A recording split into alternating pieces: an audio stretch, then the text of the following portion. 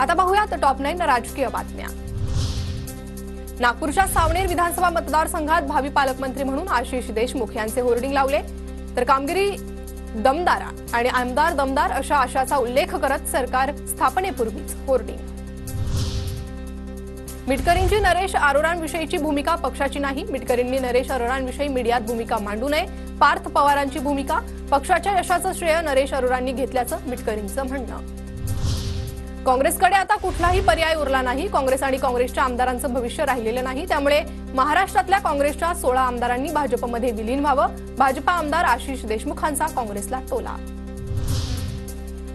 Ballot पेपरवर निवडणुका घ्या असं भाजप का नाही म्हणत, आकडेवारी आल्यावर बैठका घेऊन ईव्हीएम संदर्भात भूमिका घेऊ, बच्चू कडूंची प्रतिक्रिया। आम्हाला मतपत्रिकेवर निवडणुका हव्यात, महाराष्ट्र जनआंदोलन करणार, नाना पटोलेंची घोषणा। सुप्रीम कोर्टानं ईव्हीएम बाबत निर्णय दिलाय, विरोधकांनी रडीचा डाव बंद करावा, देवेंद्र फडणवीसांची टीका। पराभवानंतर ईव्हीएम बंद करा, विरोधकांची ही पद्धत वाईट, फडणवीसांचं वक्तव्य।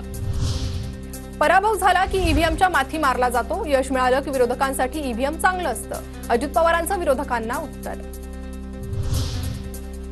ठाकरे गटानं स्वतंत्र लढलं पाहिजे, ठाकरे गटाच्या बैठकीत कार्यकर्त्यांच्या स्वबळावर लढण्याच्या भावना, महाविकास आघाडीत लढून फारसा फायदा झाला नसल्याचं उमेदवारांचं मत, अंबादास दानवेंची माहिती। माझी निवडणूक पवार, ठाकरे आणि राऊतांनी हाताळली, कोणत्याही परिस्थितीत मी मुंबईत येऊ नये असा पण करण्यात आला होता, शहाजीबापू पाटलांचं वक्तव्य।